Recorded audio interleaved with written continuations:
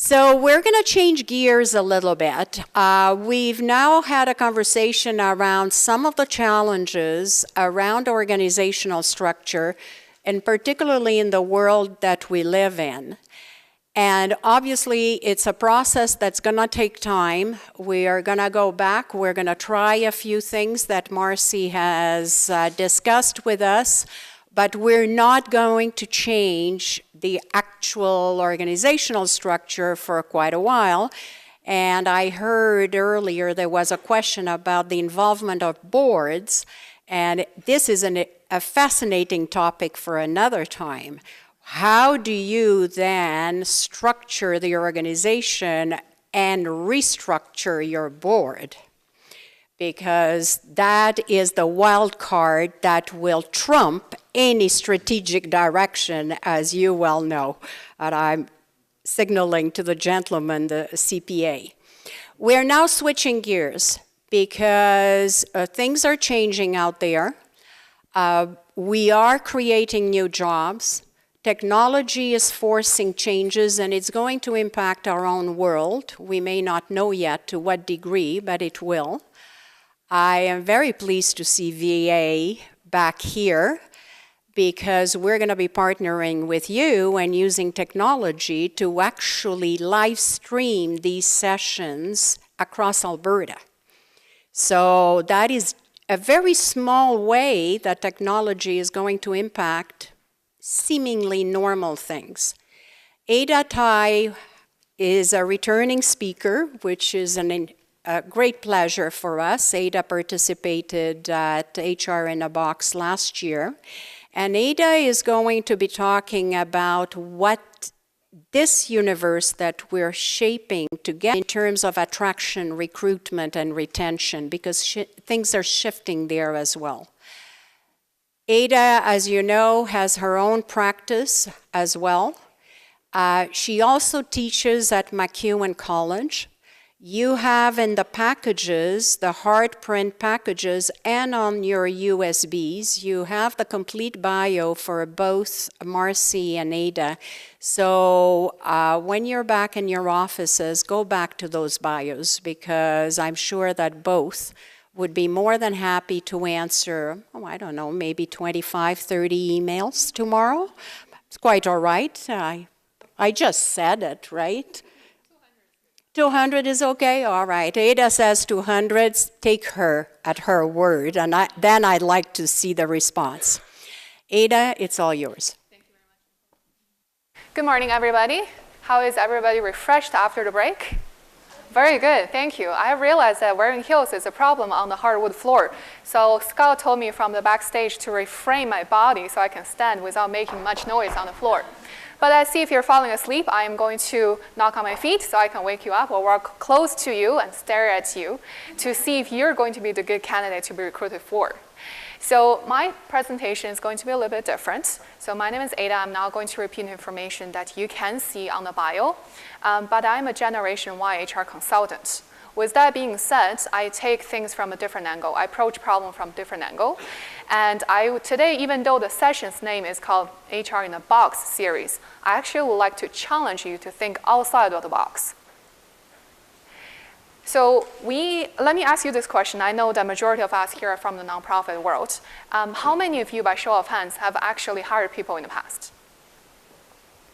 Thank you very much, including myself. And how many of you, by show of hands, would say that you have, each time you've hired someone, is 100% accurate decision that all of your employees turn out to be the greatest? Exactly what I expected. Thank you very much. To make my life easier. I probably have interviewed over 250 people in my 10 years of HR career.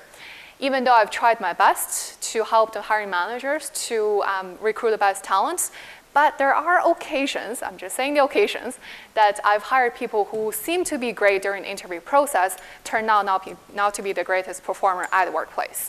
So it seems like a gambling game. Even given the economic landscape the way it is today, that employers have many choices to choose from because people are lining at the door to apply for jobs. Even if employers have started slowly to implement things like rigorous background checks, personality assessments, cognitive tests, still sometimes we just pick the not so suitable candidates or the bad apple and come into the organization, stir the pot, and going to create lots of morale problems and even leave lots of problems for us to clean up as organization managers. So to start off my session, I really want to share a joke with you that I read on my friend's LinkedIn profile this morning. It's nothing to do with HR stuff, but just to get a brain teaser out this morning. It's an hour and a half before lunchtime. I'm getting a little hungry. So my friend shared with me that the perfect brain has the left brain and the right brain, right? Everybody has that. Usually the perfect brain, the left brain, has nothing right, and the right brain has nothing left. So that's the perfect brain. Sometimes seems like when we are hiring people, that's how I feel. Even though I put my both brains at the table and trying to screen the best candidates, still that sometimes I don't get anything left in my right brain. But anyway, so I like to challenge you this morning to think outside of the box and really think about talent attraction, which is a fancy word for recruitment, from a different perspective. The first challenge to you is that if you have not introduced yourself and shake hands with your new friends at the table, I really would like you to spend the next 10 minutes, other than just shaking hands, but introduce yourself and discuss these 3 questions. First of all, what are the top 2 challenges that your organization in particular faces in talent attraction? What are 2 contributing factors to these challenges? And on a scale between 1 and 10, how well do you think your organization does hiring and onboarding? So give yourself 10 minutes. All right, let's hear some answers, please. Time is up. So because I'm a Gen Y person, so I like to do things another way around, backwards. So let me first ask you the 3rd question over here. On a scale between 1 and 10, how many of you would you say that your organization does hiring and onboarding that's equal to or above 8? Please raise your hand. 2, 3, 3.5. Okay. What about anywhere between 6 and 8? Please raise your hands. Okay. And anybody below 5? If you're shy to raise your hand, that's totally fine. I won't quote you on that. So that gives us some understanding about the background in terms of hiring and onboarding. And it's a difficult task. It's not that easy. So what would you say are the 2 top challenges that your organization face in acquiring talent? Salaries, because we're a nonprofit world. Thank you. What else? Yes, please. Shift work. Excellent. What else?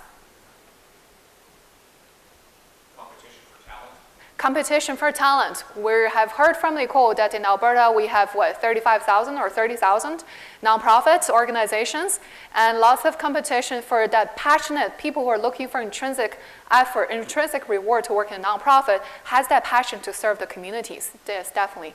Yes, please. On the flip side, the stigma of working for a nonprofit. True enough. Yeah, true enough, the stigma, yes. Okay, that's excellent. So due to the time constraint, I won't go through all the tables and ask you to give me the top 2, but I'm hoping to address, if not all, most of them through my presentation today. And what about the contributing factors that's contributed to these challenges? Salary is salary, so it's the budget, it's the funding, I do understand that. What about the competition? What do you think are the contributing factors to competition? Exactly. Yes. I remember when I first started working in human resources 10 years ago doing recruitment, and at that time, economy in Alberta was booming. And I remember that people would just fluctuate to the competitors because they pay $1 more per hour. It was super hard to attract if my organization was not a top payer or does not have the greatest benefits in the marketplace. And it was also super hard to retain the workers who have the ability to work in oil rigs back then, for sure. That's great. Thank you for participating in the exercise. In a nutshell, talent attraction is really the combined effort of workforce planning, start with that, branding your organization, recruitment selection, and then onboard the talent. But then again, I'm putting my left and plus right brain together. Is this all for recruitment? It sounds a little bit old school, sounds a little bit cliche, doesn't it? So what I believe is missing, in my humble opinion, is that yes, recruitment and selection is still about planning for the workforce, branding your organization, and looking for a talent and onboard integrate the talent into your organization. At the same time, it also needs to be aligned with the talent markets.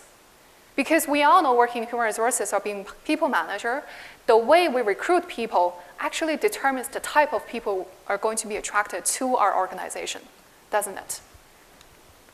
The workforce has slowly changing. Technology has drastically changed when we work, where we work, how we work, and for many cases, who we work for. We can have more than one bosses, more than one companies. We can work for a company in Philippines just because of technology, for example.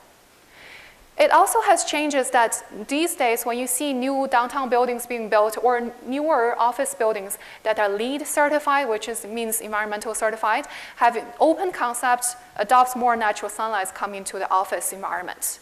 And that also says that the way how we get ideas generated, how we get work done these days are different from the top-down approach the traditional hierarchical organizations would adopt. Instead, these days, we're using more a brainstorming, teamwork, project basis, collaboration approach at the workplace as well.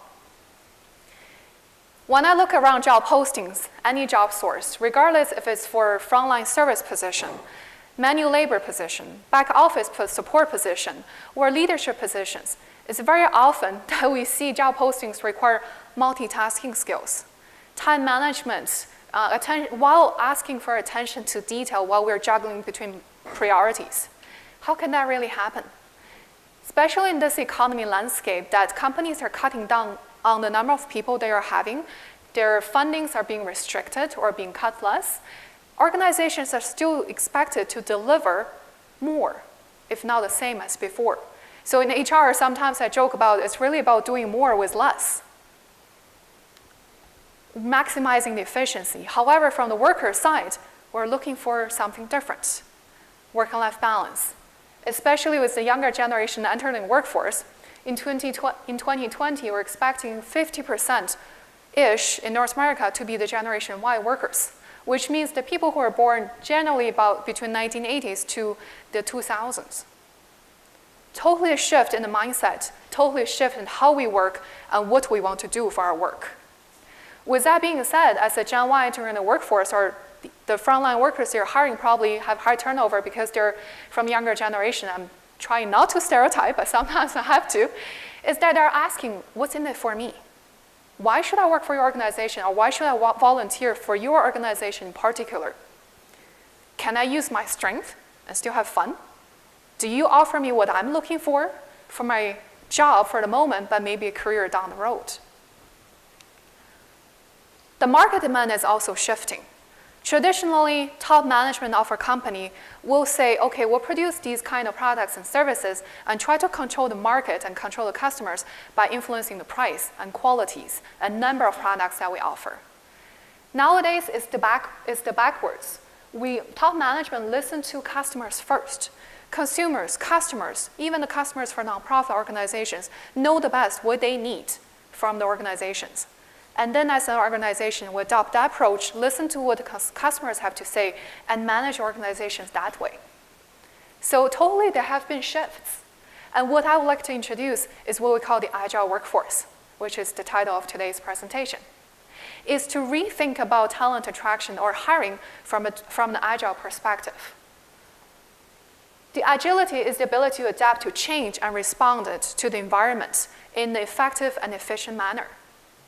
According to Randstad North America Chief Human Resources Officer, the talent scarcity continues to be the top of mind of executives, and 33% reporting it as a top reason to build an agile workforce.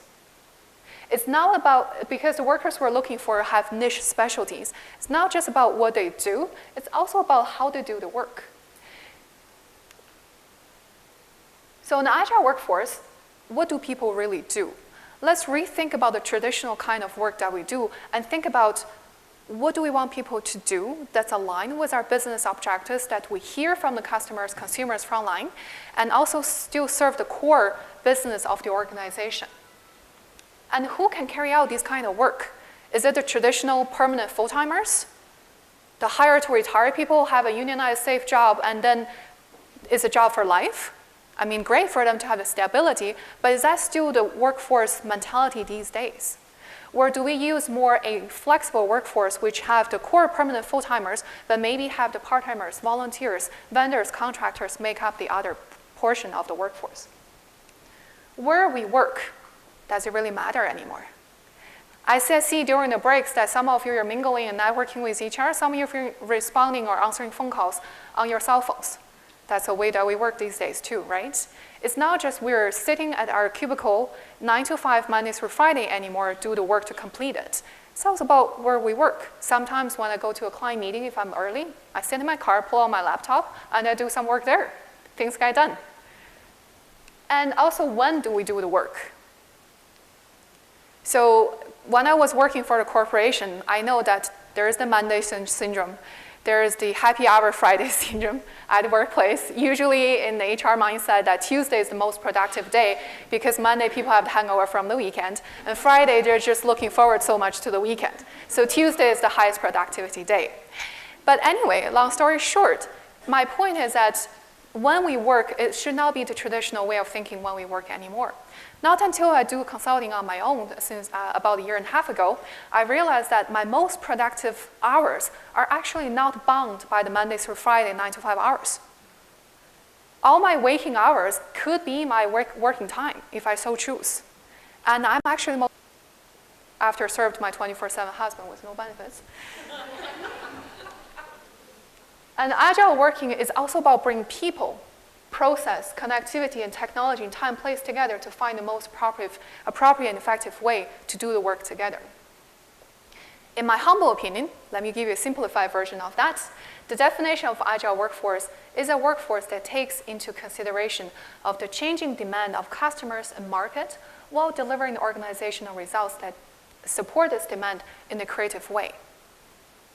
Nice and simple, then in one sentence, it's about transforming our work. So an agile workforce actually looks at many, many things. And since majority of us are HR practitioners, or if not, people managers who are HR passionate, so let's talk about an HR perspective. An agile workforce will look at organizational design.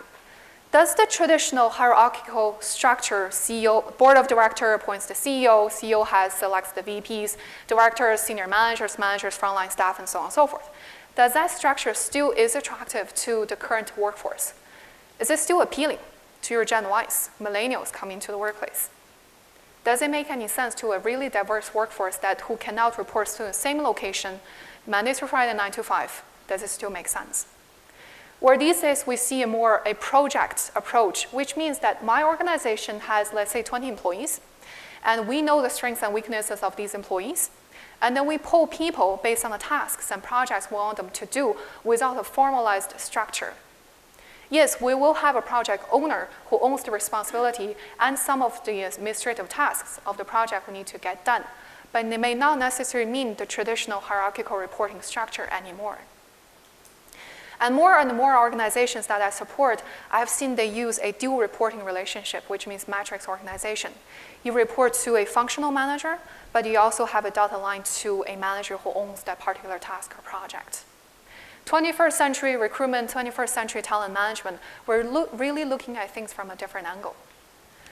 Workplace design, like the picture I showed, collaboration, open office, transparency. I have seen organizations, the newly built organizations, the cubicles are actually coming lower and lower than the traditional organizations with high and dark color, non-transparent cubicle designs. A local bank, ATB Financial, is a great example. Some of their branches do not have designated desks for employees to work at. Their employees, some days they can work from home, of course, with the permission from the management. But when they come to work, they park their computer at a certain desk. When they go to meetings, when they go to brainstorming, doing projects, they do that at another location. They come back, they have a locker, they have a storage place, their stuff. That necessarily mean that they have to marry to the particular location. And trust me on this, I have worked in an organization that people would fight because they want a table so close to the window so they can see sunset. And I'm like, okay, if that's what you're looking for, by all means, take my spot.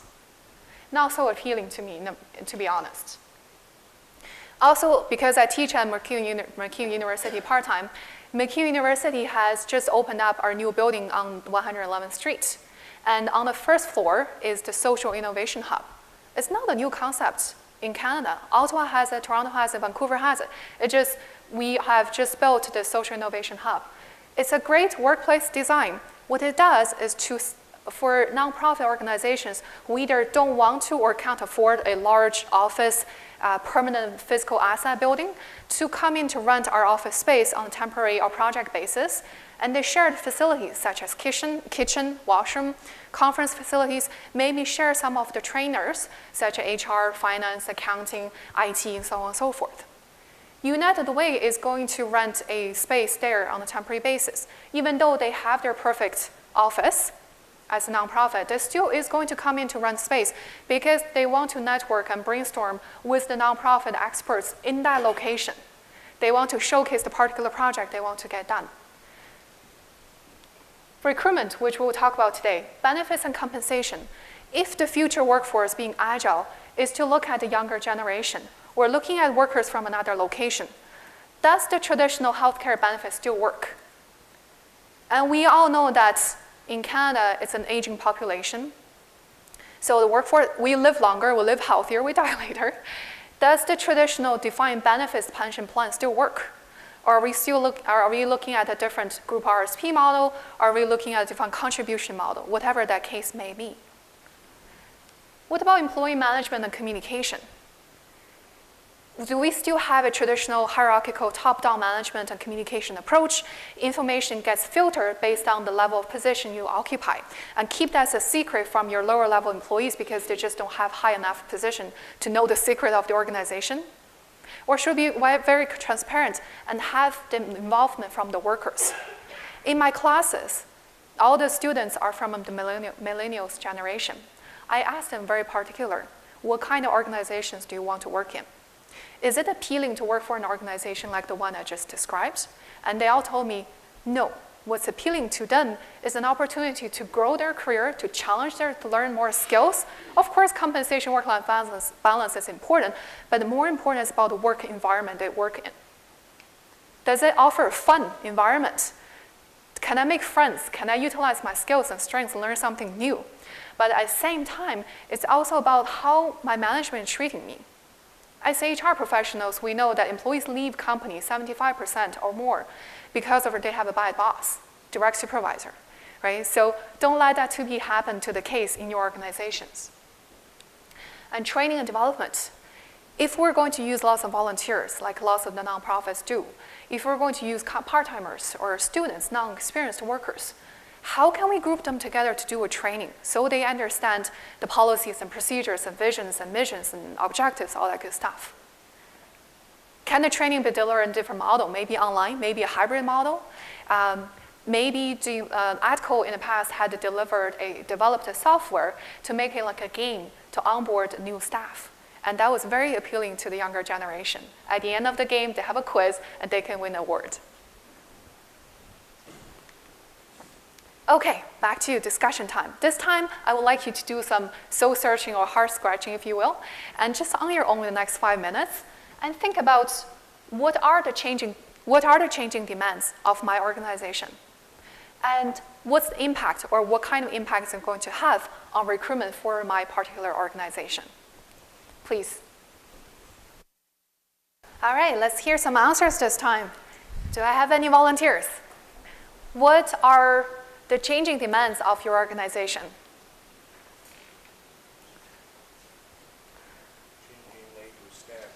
Changing labor standards, yes, thank you. Lots of new things to remember and lots of new policies to adopt into the workplace. I've actually just attended a presentation this past week by the Deputy Minister of Labor in Alberta, and he said that yes, there are certainly changes and a little bit more to come. Never a dull moment in the HR and people managers world. What else? What are the other changes in your organizations? Please, go ahead.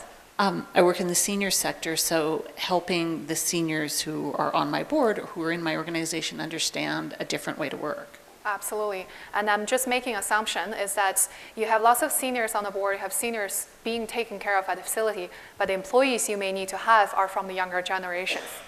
Gotcha. Thank you. What else? Yes, please. I think that we see, I'm a Gen Xer, Yeah. so I had very hierarchical career upbringing, I guess, if you will. So it is weird for me to think outside that. However, seeing all the fun, especially if you go into an organization that's very young, they do things very differently. They don't sit in cubicles, they work all over. It seems a bit of organized chaos, but I think that what I want to change is they have a much more fun work environment, and I like to have fun too, so I want to change. I guess the fear is, the impact on recruitment, I think the fear is a little bit accountability. Absolutely. So not that I'm saying that they're not accountable, but it doesn't look like it's hard work for them. They look like they're having more fun, and that can't be productive. Yeah, yeah, I hear you. Yeah, who doesn't share that concern, right? It's an absolute concern in the workplace. Is that the younger workforce entering, they're looking for a work-life balance, looking for to have fun, asking the question, what's in it for me, like we had talked about already. But definitely the accountability is key. And accountability, as we have heard from Marcy, is that what gets measured gets addressed. What gets addressed gets done. Right? So it puts a lot of onus on the managers. And the managers who are managing this younger workforce needs to be trained. How do I work effectively with the newer generation coming into the workforce? And not just the newer generation, but also more a diverse workforce, right? We have people with all kinds of abilities issues, both mental and physical, visible or non-visible. We have people from visible minority groups, and so on and so forth. So there are many challenges that we're juggling between in the workplace. So that puts a lot of skill testing on the managers, definitely. Yes? My members want service outside of our regular sort of traditional operating hours, and I can't find staff who want to work evenings and weekends. Right. It sounds like a reorganization of the workplace structure as well as hours and operations way. So which could be thinking outside the box, which would be an agile way to think about your workforce planning, definitely. Great. Thank you. And so regardless of if we're hiring through the traditional route or we're looking at the workplace from an agile perspective, either way, we have to think about why we need to hire before we start. Because recruitment, as we all know, we have all been hiring managers, recruitment can be very costly and it's very time consuming. And it's very energy draining as well, especially if you hire the wrong staff. Yes, I can remember how that feels. I wanted to kill myself. And especially if you have to see that person on a daily basis. But anyways, to think about why we need to hire, there are 6 categories that I have summarized why we need to hire people. First of all, we need to look at, and lots of you have mentioned, is due to growth. The senior center, I can imagine, the demographic shift in the workplace, we live longer, we live healthier, and they demand more from the operations. They're looking for different things to make their life enjoyable. And so yes, so the growth is definitely one aspect. And need different skill sets. And again, this is 21st century. In the workplace, we're moving away from the, there's still manual labor work, don't get me wrong, but we're looking to have more automated work, to use more technology. We may need to have different skill sets to come into the workforce to elevate the work that we do. Maybe on a temporary basis, maybe on a permanent basis. Retirement. Some retirement can be phased, can be planned, some cannot be. Some just like what we call in the past 5411, so pull out the pension and retire and then come back in a year or two because they've used all the pension cash. But anyway, so retirement, so if you do a really good workforce planning, you can probably kind of plan the retirement forecast, how many people are going to retire next 6 months, how many people retire in 5 years, and so on and so forth. But what you can suggest if you forecast a group of great employees with senior knowledge, have been there for some time, that are going to retire, maybe have a conversation with them to approach a phased retirement. And that's what we talk about in career planning as well. That career planning is not just about getting into the workforce, promoting into a position, but also about how you approach retirement. if you're thinking there is a huge gap or succession planning in terms of knowledge transfer, in terms of skill sets, maybe talk to your seniors about a phased retirement approach. These days, as I mentioned many times, we live healthier, we live longer. So many of us who retire at 60 or 65, we get bored sitting at home. So we do volunteer work, we find different kind of career. So at McEwen, I have colleagues who have retired from VP banking position, now is teaching part-time with me at the school. So people are taking a look at their career in a different perspective. My suggestion is that, as I mentioned, if you have that succession planning issue or knowledge transfer issue, talk to your seniors about a phased retirement. Work maybe half a day, like half time this week, and then a couple of hours next week, and gradually train onboard the new people, and then phase retirement into future. Leave of absence, again, with the new 21st century leave of absence, is not just due to sickness, not just due to compassion and care, or whatever case may be. It could also very well be that I want to take a different career path. I'm going back to school. Or I want to volunteer, or I want to take my family to travel to different locations in the world. Would you allow me to take a 2 to 3 months leave of absence? If that is the case, what can we do as an employer in terms of recruitment, in terms of talent management? Can we allow that? If we do, what's the approach to we backfill these roles during the temporary period of time? Resignation, termination, so the typical attrition that does happen, especially in today's in the economy 2015, 2016, I have done a few layoff projects through my company, and so terminations may not just terminate for cause, it could also be the layoff. But still organizations have objectives to deliver. Even if we lay off people, what do we do with the people, with the work that we still need to get done? So many things to think about. And then there are many factors involved in recruitment. So that's why I really caution people to think twice before we hire. Have a really good workforce planning and have a good really budget set in mind. How much can we afford to recruit people? Have a plan why we need to hire. When you look at cost, if we're just counting to the typical job posting ads, hiring manager, HR people's time, the administrative key and information time, and maybe book a room and have a cup of coffee for the candidates to come in, these time may take up to 30% of your new hire's first year salary. But what if we also count into the training and onboarding time? Because we know that onboard, integrate a new staff, if it's a frontline service, simple position, can take up to a month. If it's senior level, management, super complex organization, can take up to a year. What would happen to the loss of productivity during this 1 month to a year time? We're paying full salary, we're paying full benefits. What about the work that's the gap in work? What about the lost productivity? That's all money. What about if we are covering the loss of productivity and we're hiring the current workers to cover the work? That's overtime cost probably. Do we factor that in as well? So if we factor all of the nuances here, a true cost of recruitment can take up to 1.5 to 3 times of the new hire's first year salary. And plus the headaches, if we hire the wrong person, emotional drainage. So all of that is factors taken into consideration when we hire people. The people factor, who are going to be involved, their time, their energy, can we coordinate all that process? And the time that we need to have the position filled. Every time I talk to a hiring manager, when do you need a position filled? Yesterday. Not gonna happen. That's my typical answer. So in order to have an effective recruitment result, we need to take into consideration the why, but also the cost, the people, and the time.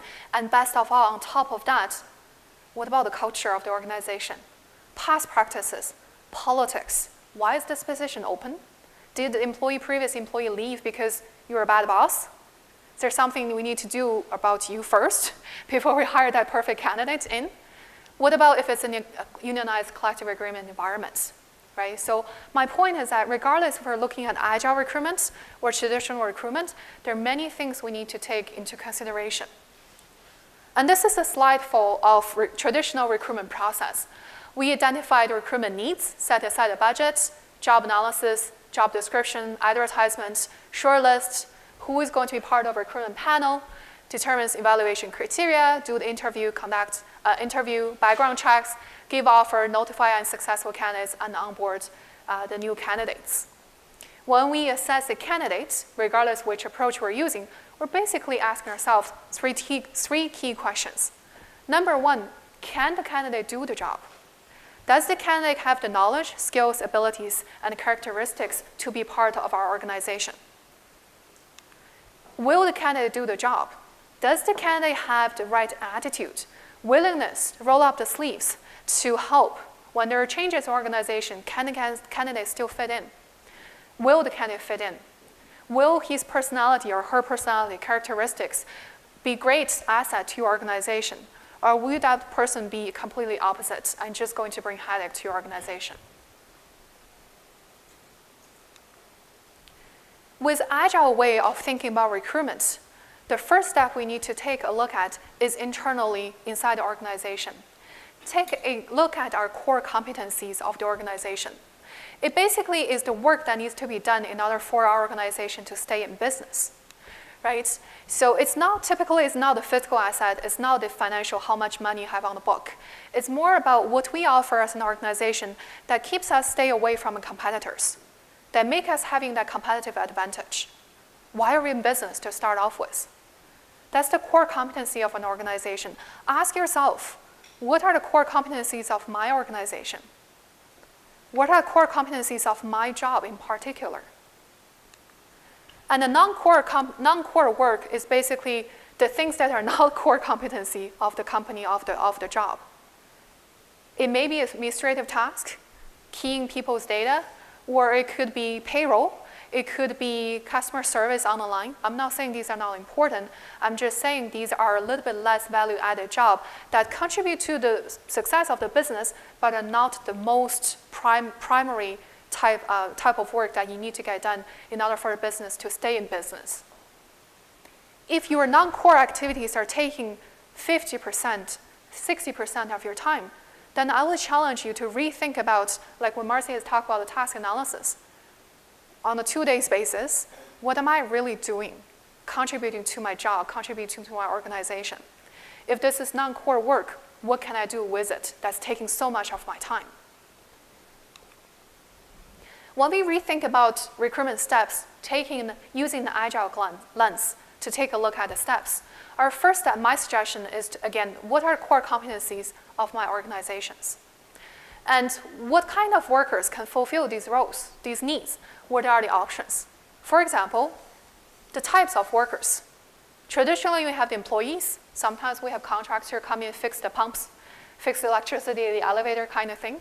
But can contractors do a lot more than that? Full-timers, part-timers, experienced versus non-experienced. How many of you here have really tapped into the university, college, even vocational college pool of talent? I see some nodding heads, some like kind of thinking about it. And working in university, it sounds like I'm doing an advertisement for universities. I truly enjoy the environment because I'm learning so much as an HR practitioner, just sharing knowledge.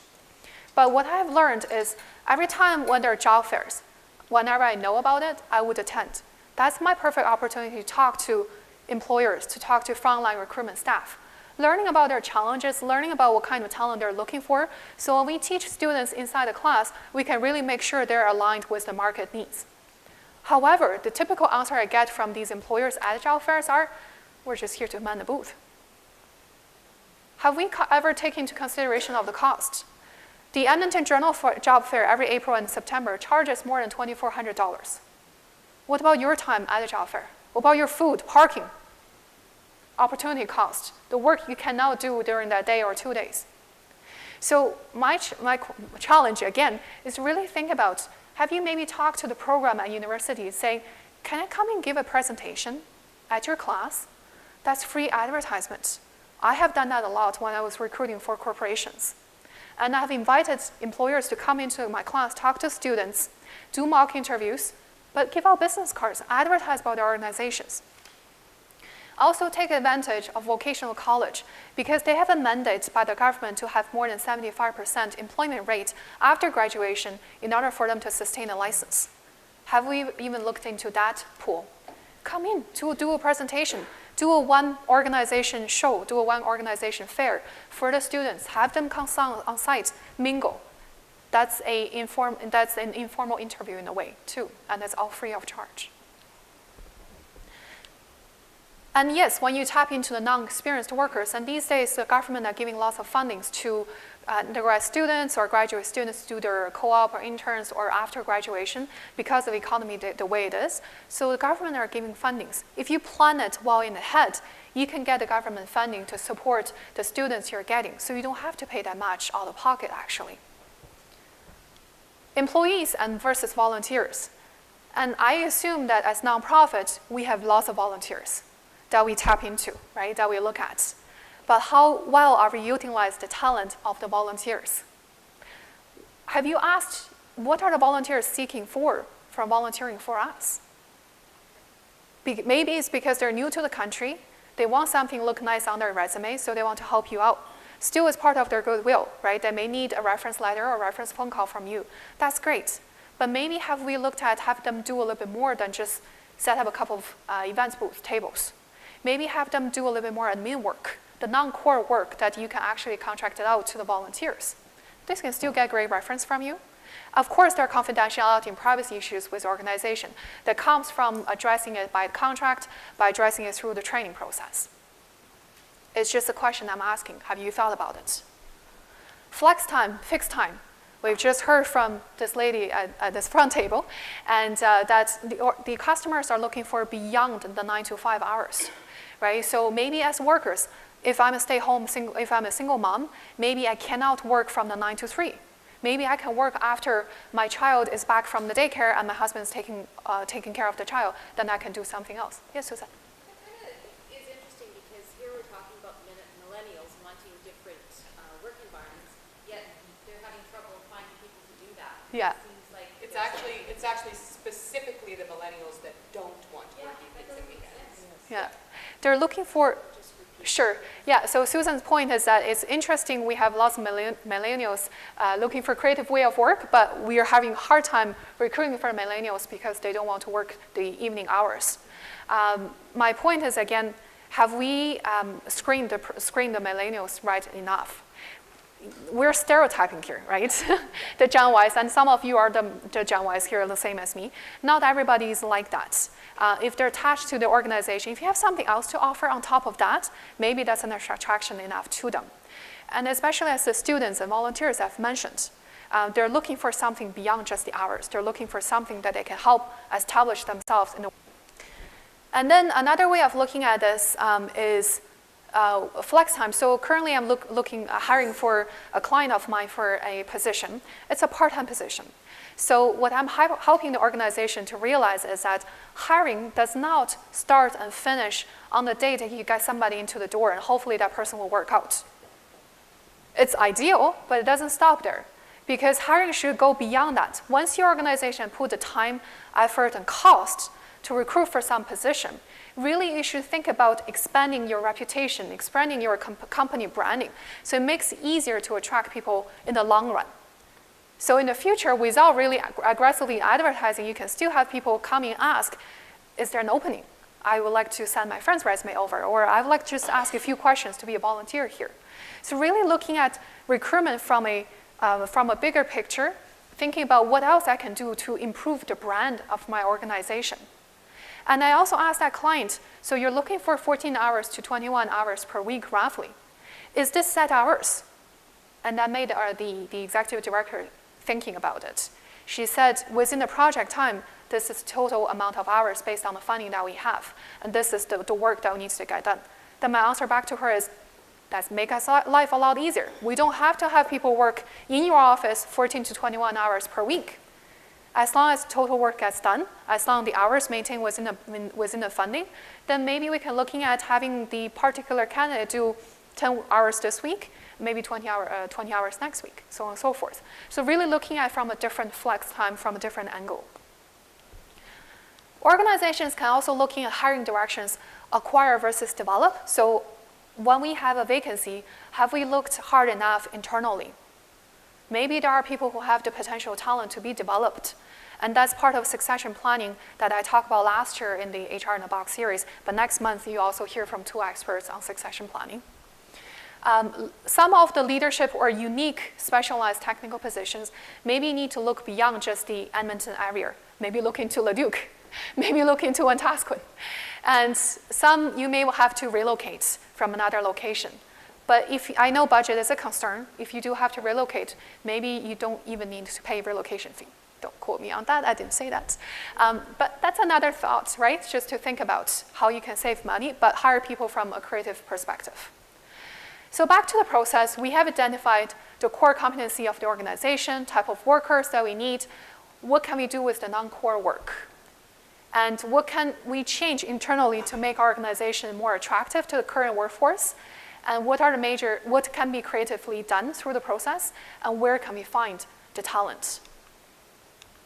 So this is just a chart I pulled from the internet because I think this org chart is quite fancy. So if you have an organization with a home office, you can have employees based on flex time, satellite office, same country, or different location, independent contractors, telecommuters, vendors, and you save lots of costs. You don't even need to have a physical asset as an office. You can rent office space, you can rent conference room like the shared facility like I mentioned about. But basically it's just saying this is more a modern world of looking at organizational structure and also the way how we do work. Just give it another spin of thoughts. I realize that I'm actually running out of time a little bit, so we don't have the 25 minutes to work on the case to get, how much time do I have? I get 25. I still have a few blurb to finish at the end, so not exactly 25 minutes. So I would like you to pull out your case work. I don't know if you have it printed or on your computer. Okay, perfect. So I'm just going to read out loud the case work. So the background is that I created this case out of my own. It's a local nonprofit organization, has 35 employees, 30 long-term volunteers, and 70 casual volunteers. The organization wants to hire a permanent full-time HR manager position, and this position will report to the ED. We're responsible for the day-to-day HR generalist functions, plus volunteer management duties, plus 2 administrative staff report as the direct reports. Ideal candidate will have 5 to 7 years of HR management experience, ideally in the nonprofit world. Degree, diploma, working experience with the underrepresented members. Position has been posted on various sources. Organizations offer $60K per year as base salary, $500 in healthcare spending, no other benefits, free parking, which is plus, close by a daycare facility, friendly work environment, although now stress-free. I wonder if anybody has stress-free work these days. Challenges, limited hiring and salary budgets, now news, low brand recognition in the market, HR manager position has been vacant for 4 months. Relatively small organization, the ED wears many hats, including being the person responsible for senior level recruitment. The ED struggle with balancing priorities. The board of directors, non-paid, think that if the organization can run without a HR manager, my typo, bear with me, currently the duty is filled by the ED and the department managers, then the organization may now need to hire for this position. So your role, and I'm just going to ask, because we're running out of time a little bit, so I'm just going to ask you to mingle with your table mates and think about what are the functions of this HR manager's job are core competency, and what would be considered non-core competency work, and how can this organization better recruit? So let's say 10 minutes. All right, back to me again. I realize the time is a little short. I see great discussions, great sparkles between the discussions between the people at the table, but I have to cut you short a little bit due to the time constraint. My apologies, I was talking too excitedly, so talking too much. So what will be some of your answers? What would you consider as the core work of this HR manager's job? Does that mean HR people, we don't do any core competency work?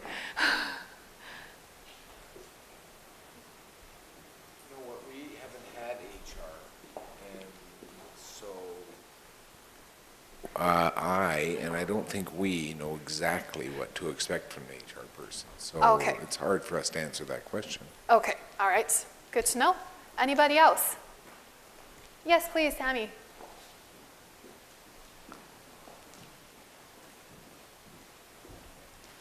We sort of felt that there was a division between volunteers and employees, and that the priority would lie with the 35 employees. However, perhaps developing the structure and the support to those 35 employees to deal with the volunteers was their role.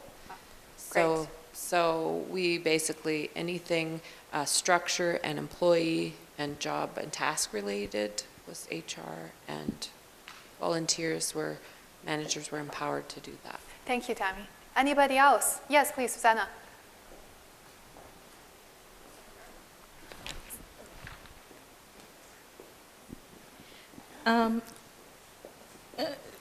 One of the things that we thought or we talked about here at our table is the generalist functions, the day-to-day generalist functions. Majority of it typically is administrative, so that can be delegated, so it doesn't necessarily have to be part of this person's role, so it's kind of non-core competency. Okay, all right, thank you. Let me ask the second question is, what can the organization do in order to have this position filled from the agile perspective?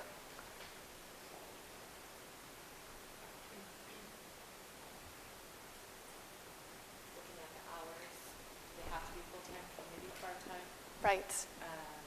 Looking at the hours, part-time versus full-time versus part-time? Yeah, like hours, yeah, and then where can they work? Yeah. How flexible can the position be so that they can be in the office part of the time and maybe at home part of the time? Right. Different benefits, things like that. Great. Or maybe you can contract the person and not even have them be a full-time employee. Exactly. Yeah, thank you. You actually have covered a lot of the points I was going to mention. Due to the time constraint, I would just give you the answers.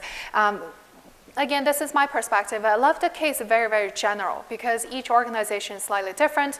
Their demands of HR manager is different.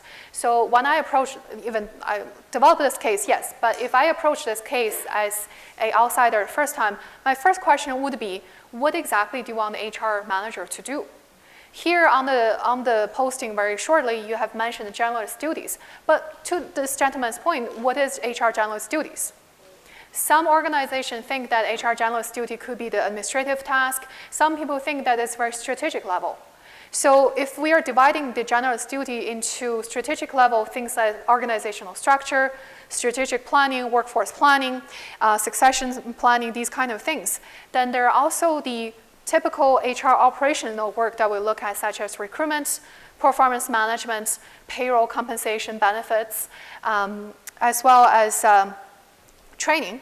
And then on top of that, there is the volunteer duties, and there on top of that, there is the supervisory of the 2 admin staff duties, right? Second question I would ask is, okay, looking at all these things that your organization wants, with $60,000 to attract an HR manager, and you're looking at 5 to 7 years of experience, is that feasible? Or can you go with a little bit lower years of experience, assuming that you can't really go higher on the compensation side? Or can we make the compensation a little bit more creative? Like what this lady at this table has mentioned, working from home. You don't have to commute. Saves you gasoline, saves you time. And maybe we can talk about benefits a little bit creative on that perspective. So first of all, so again, the first question I'll ask is what exactly you would want the HR manager to do. Second is that is the 5 to 7 years too much, sufficient, just good? Or what exactly kind of the qualifications you're looking for, and then divided up the work between the core and the non-core. So the core could be the really strategic level, or could be the HR, the day-to-day operations. The non-core is definitely the administrative duties. So in terms of the agile process, or what we can do to think creatively about recruitment, is maybe to have an HR consultant as a contractor, to do the heavy lifting, to set up the policies and procedures, do the strategic planning piece first, and then train the managers and EDs and the board of directors to some extent about how to do the day-to-day HR, day-to-day operations work. The administrative duties, can we tap that into the volunteers? Can we give that to the current 2 admin staff to do? I mean, these are all questions we're asking and trying to explore answers. What about taking a look at a shared services model? if I am a smaller, medium-sized nonprofit organization, can we share the HR services and accounting services, IT services with another similar background nonprofit organization? Save the cost that way, but this particular contractor shared services knows exactly what our organization's needs and challenges are. What about outsourcing? The payroll functions, for example, the benefits functions, can we outsource that? What about promote, develop from within? Having a hard time for 4 months to hire for an HR manager position, and I'm not digging too much into the background why it has been a challenge to hire for 4 months. I'm just assuming maybe the organization can look a little bit deeper inside the organization. Do we have an employee that we can train to take on some of the HR manager's duties? And then hire a less experienced worker, that can also be the case, but then the other managers and ED may have to do a little bit more heavy lifting work.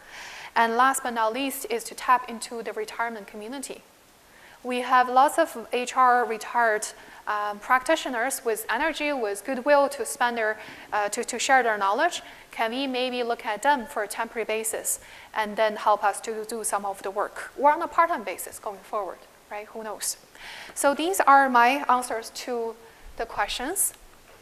So again, whether you're looking at the traditional lens of hiring for candidates or the agile way of looking for candidates, if we're looking from an agile perspective, we'll ask, can the candidate do the job? Basically, can the candidate do the core competencies work, value add work to the organization? We're not assessing a candidate based on his ability to do the non-core work. We're assessing his ability based on the core competency work. Will the candidate fit into an agile workforce model? And will the candidate have the perspective and personality to think to be lean and mean, to understand the changes that my organization is going through, and still adopt the changes very well? And this is something that I say to every hiring manager, every organization. You are the ambassador of your organization. So please make sure when you do hire people, make sure you're representing your organization fairly and respectfully, because you want to treat the candidates the way how you want to be treated in the recruitment selection process, right? So demonstrate your agile traits, carry through your organization with passion, envision an agile future, and do let candidates know the results. Either it's a yes or no thanks, maybe next time. It's my pet peeve that I always let my candidates know if they're not successful, because I hate to let people hang there. It's not very respectful. An organization's reputation takes a very long time and delicate process to build, but it only takes one bad incident to destroy or damage it. I realize that we're running out of time, so I'll pass it back to Nicole, and maybe we can do our Q&A. Okay, great. Thank you very much for your attention. Thanks, everybody. So don't move, okay, because all right. if there's going to be Q&As. So let's use the opportunity. Marcy is at the back of the room. You've just heard from Ada about best practices. What are some concerns? What are some thoughts? What can we help with? When I was listening to Ada concluding remarks about how we respond to candidates, I got someone on my LinkedIn feed this week, and it was being shared broadly. This is a lady, probably mid-career, who has been now on the job market for approximately, I think she said, 9 or 10 months. And she just tore a strip publicly on social media about the lack of response from organizations when she applies for jobs. And I'm listening to Ada, and I'm thinking my days frontline HR. It takes time. It's tiring. When you get 150 resumes for one position, but we are not chattel. And the time it takes to send a note back to say, thank you very much for considering our organization. Unfortunately, at the moment, the selection has been made. Wish you well in your future endeavors. Honestly, pays back. So I have about 2,000 LinkedIn links and about 1,800 Twitters. And you know what I did? What did I do? I shared it. I shared it with a peevish pleasure because it's not fair and it's not right. So now, I've got all of those connections that, of course, and now the stories are coming up. So thank you for saying that, because we are overburdened, we are overworked, we have the wrong organizational structure. HR is the go-to, but hopefully together we can begin to make a change. And we can begin to bring back some, I don't know what the word is, but some humanity in the process of what we do. And I teach a class at the University of Calgary on labor relations, and last night I was trying to differentiate what is HR versus labor relations versus industrial relations, and it all came down to people being hurt by organizations, whether it's the wrong structure, whether it's the lack of clarity of the role, whether it is you and I are sending the same email to the same person because nobody has been told whose responsibility it is. So what I hope that with HR in a Box, and particularly with the fantastic speakers that give their time and come and share, let's get together and bring the profession back to that level of human resources, because technology is right around the corner. So that's my sandbox, and it's because of what happened this week. And I didn't think that it was fair, and I thought it really doesn't help us as a profession, and it doesn't help us as a team, as a big HR team. More questions? Okay, I'm gonna come to you.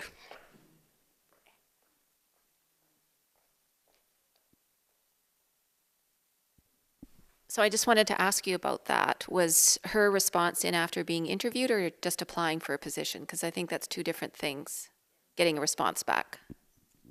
So she had applied, she had had telephone screening, she had had a Skype interview, and then silence. Yeah, I totally agree that if you've interviewed candidates, you should let them know where they were at in the competition, because in St. Albert, we can get 400 applicants. We do have an applicant tracking system, but we do still have to go through every single resume. We do have a message saying only those selected for interviews will be contacted, but yes, we do respond to all of our interviewees. I think that's the very least. I can't speak for larger organizations if that's possible, whether it be in person or by email, but should be some kind of response back. So I'm curious, you have an applicant tracking system, and then you have an automatic acknowledgement of that they receive and whatever. So this is an example of where technology can be a big help, because the minute that you have an automated process, it really takes a little bit of the burden away. So thank you for sharing. Other questions? Questions for Marcy on organizational structure? So Marcy, Ada, thank you very much. Really appreciate you guys doing this, and I appreciate the fact that we're seeing friendly faces from last year. To ECVO, thank you for being a willing partner in crime again. Look forward to many more. To the association, it is extremely important to us. It is about capacity building. And we really give a big thank. We don't have a representative from the province of Alberta, the government of Alberta in the room today, but we give a big thank to the government of Alberta that is making this series possible. And so thanks everyone. Have a fantastic end of the week.